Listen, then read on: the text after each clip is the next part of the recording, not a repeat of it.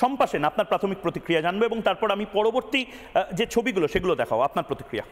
ময়ূক, তুমি বললে যে হলোকস্ট মিউজিয়ামের কথা।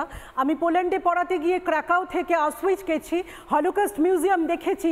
শিউরে উঠতে হয়, সেই ইতিহাসকে যদি তারা না ধরে রাখতেন তাহলে কিন্তু আমরা কোনোদিনও যেতে পারতাম না। সম্পাদি, আপনি যখন প্রসঙ্গটা তুললেনই, আমি দুটো ছবি একবার দেখিয়ে নিই, তারপরে আপনাকে বলি। আপনি হলোকস্ট মিউজিয়ামের কথা বললেন, অনেকেই হয়তো জানেন বা অনেকে হয়তো জানেন না। আরেকটা কথা বলতে পারি, হ্যাঁ, আমি ছবিটা দেখাই, আমি একবার ছবিটা দেখাই। এটা দর্শকদেরকে আমি ক্ষমা প্রার্থী, আমি এরকম ইনসেনসিটিভ হতে চাই না, কিন্তু তাও প্রশ্ন করছি, এই ছবিটা কি আপনারা নিশ্চয়ই জানেন।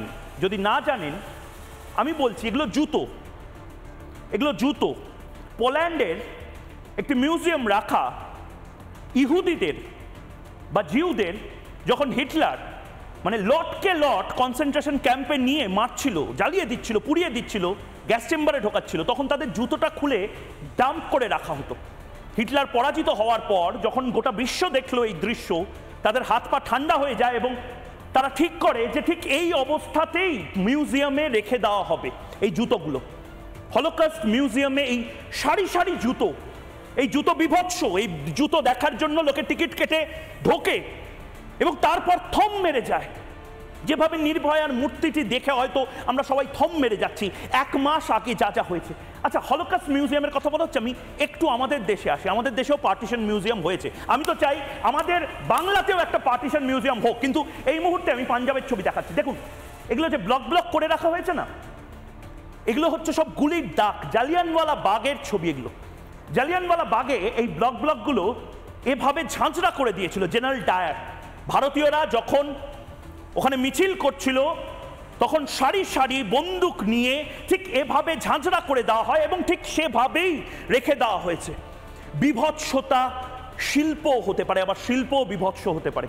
সম্পাদি, আমি এই প্রসঙ্গে বলতে চাই যে হলোকস্ট মিউজিয়াম নিজের চোখে দেখা এই ছবিটির পাশে আরেকটি দৃশ্য, সেখানে কোটি কোটি ইহুদি, কমিউনিস্ট বা সেখানে যারা কনসেন্ট্রেশন ক্যাম্পে যাদের গ্যাস চেম্বারে পুড়ে মারা হয়েছিল তাদের মাথার চুলও রাখা আছে। সে যে কি বিভৎস, যে চুল দিয়ে নাৎসিরা তাদের গায়ের কোট বানাতো, ঘরের কার্পেট বানাতো। তো আজকে যদি সেই ইতিহাসকে আমরা হনন করে ফেলতাম তাহলে জানতে পারতাম না দ্বিতীয় বিশ্বযুদ্ধের সময় কি ঘটেছিল।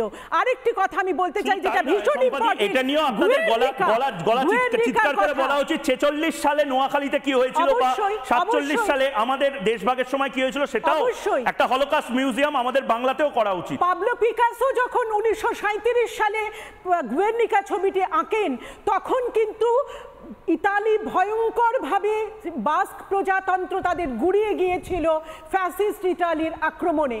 সেই ফ্যাসিজমের প্রতিচ্ছবি ধরা আছে, সেই বিধ্বংসী ইতিহাসের ছবি ধরা আছে পাবলো পিকাসোর আঁকা গুয়ের্নিকা ছবিতে 1937। যেদিন থেকে শিল্পের ইতিহাস বদলে গেল, যেদিন থেকে বিমূর্ততা, বিভৎসতাও শিল্প হয়ে উঠল।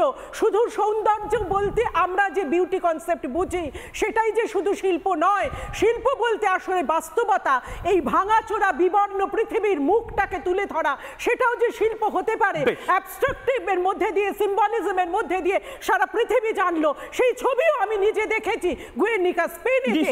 আজকে এই ছবি কিন্তু সেই রকমের একদম সেটাই পোর্ট্রে করে। আমার বক্তব্য একটাই, তাহলে ওখানে আপনি কি এটা সমর্থক যে দেশভাগের জন্য এরকম একটা বিভৎস মিউজিয়াম তৈরি করা উচিত কলকাতা শহরে? হওয়াটাই বাঞ্ছনীয়, কিন্তু আমার একটাই বক্তব্য, 9 আগস্ট 2024 আরজিকর হাসপাতালে বর্বরতার প্রতিমূর্তি, এই ট্যাগ থাক, অভয়া নয়, তিলোত্তম নয়, নাম নয়। আপনি একটা পুরুষের ছবি দিয়ে মহিলার নামে মহিলা ডাক্তার বলে লিখে যাবেন, এটা ভেরি ডিফিকাল্ট টু অ্যাকসেপ্ট। দ্বিতীয়ত, আচ্ছা বলুন, দুরন্ত ট্রেনে দেখবেন শিল্পকর্ম হয়েছে। আমি শিল্পটা কম বুঝি, সেখানে হলুদ, সবুজ, ব্লু আর লাল রঙের ছড়াছড়ি। আমি আজও গবেষণা করে যাচ্ছি, 20 বছর, 2009 সালে চালু হয়েছে, যে আসলে শিল্পটা কি। অনেক শিল্পীও এখানে যুক্ত, শিল্পের সঙ্গে যুক্ত, তাদেরকেও আমি জিজ্ঞাসা করে কোনো সদুত্তর পাচ্ছি না।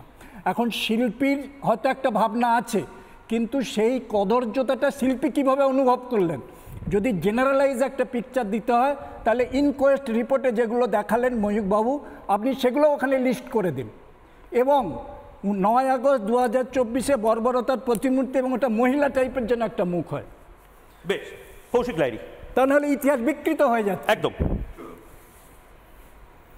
ময়ূক, আমার মনে হয় আমরা ভাবের ঘরে চুরি করছি। আমি ক্রাকাও মিউজিয়ামে আমি নিজে গেছি, ওই জুতো আমি দেখেছি। আমি তার থেকেও বড় কথা বলছি যে ওয়াশিংটনে হলোকস্ট মিউজিয়াম আছে, সেখানে তুমি যদি যাও তাহলে বুঝতে পারবে বর্বরতা কত ভয়ঙ্কর হতে পারে। আমরা যদি সেখান থেকে হলোকস্ট নামটা মুছে দিই, এখান থেকে অভয়া বা নির্ভয়ার নাম মুছে দেওয়ার মধ্যে কি বড় আছে যুক্তি আছে আমি জানি না।